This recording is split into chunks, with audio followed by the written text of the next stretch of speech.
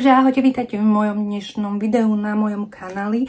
Dnes sa pozrieme na tému, ktorá podľa mňa ovplyvňuje každého z nás, a to je či už seba dôvera, sebavedomie, sebadisciplína, seba všetko.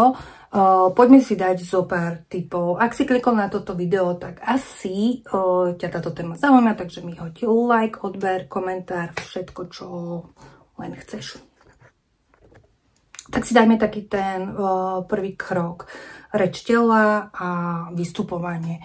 Vieš napríklad, že spôsob, akým sa hýbeš, alebo tváriš, alebo čokoľvek ovplyvňuje tvoje sebavedomie. Vyrovnaný postoj, pevný pohľad, úsmev, to okamžite môže zmeniť to tvoje vyžarovanie. Skúsi to napríklad teraz.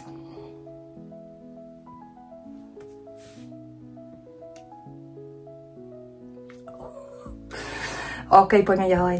Pozitívne myslenia a vnútorný dialog. Ja tu mám poznámky, ktoré som vám chcela povedať, tak občas sa na ne pozriem, aby som vám to hovorila tak korektne. Napríklad často si hovoríme veci, ktoré by sme kamarátovi nikdy nepovedali, hej. Namiesto toho, aby sme to hovorili, že nie som dosť dobrý, skúsi povedať každý deň, že zlepšujem sa, teším sa z toho, že sa učím nové veci a teď normálne ideš, postavíš sa pre to zrkadlo a povieš si, namiesto toho, že sa budeš kritizovať, povieš si, wow, učím sa nové veci, zdokonalujem sa.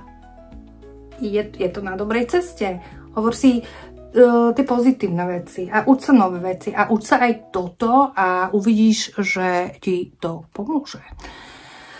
Ale nie je to také ľahké, samozrejme, inak sa o tom rozpráva takto, ako to zakomponovať do svojho bežného života, ale snaž sa o to, skúš, vždy keď sa uvedomíš, tak sa nekritizuj. Nekritizuj sa, namiesto toho si to povedz opačne, hľadaj v tom pozitíva, hľadaj v tom nejaký pozitívny zmysel. Čiže napríklad namiesto toho kritizovania, aká som nemožná, aká som všetko, aj keď stále mi to beha po rozume, obrať list a povedz si, že fakt, koľko som sa na tomto naučila. Takže veci netreba vidieť vždy len z jedného uhla. Takže tretí krok. Vystupuj z komfortnej zóny. To znamená, že najlepšie, ako si vybudovať sebavedomie, je podľa mňa, úplne podľa môjho laického rozumu, skúšať nové veci. Vyskúšať niečo, čo není pre teba úplne komfortné, není pre teba úplne bežné, ale proste vyskúšaj to. Vyskúšaj.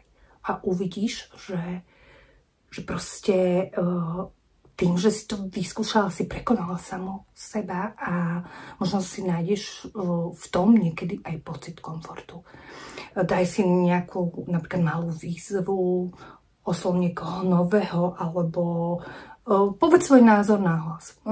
Ja vždy mojej dcere hovorím odjak živa, že rozprávaj svoj názor, povedz to otvorene, je úplne jedno, aj keď ti to není komfortné, tak sa trošku niekedy prekonaj. Pretože ona bola práve ten typ človeka, ktorý nerád vystupoval z tej komfortnej zóny, nerád robil niektoré tieto úlohy a nerád proste niekde, ona bola rada taká šedá myška, hej, a nerada niekde vyčnevala. Takže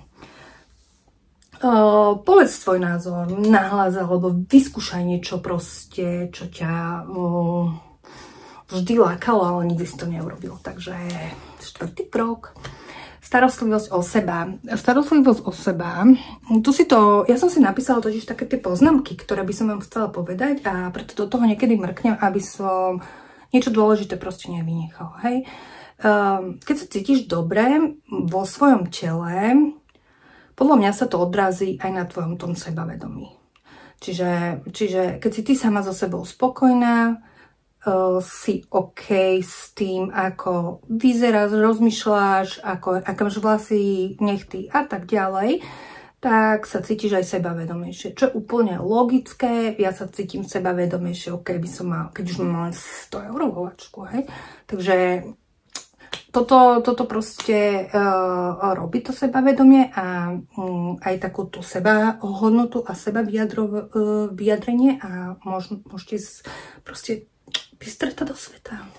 Takže k tomu prispieva samozrejme tie klasicky už otrepané návody, alebo manuály, alebo rady, cvičenie, zdravá strava, dostatok spánku.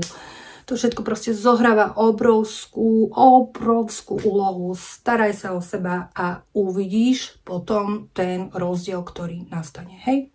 Úplne jednoduché.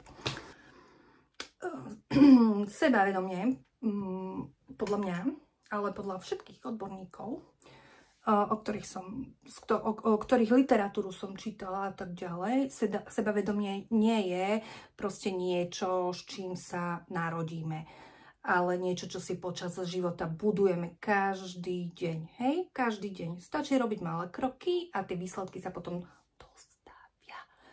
Ak sa ti toto video páčilo, určite mi daj like, napíš do komentára, ktorý tip ťa najviac oslovil.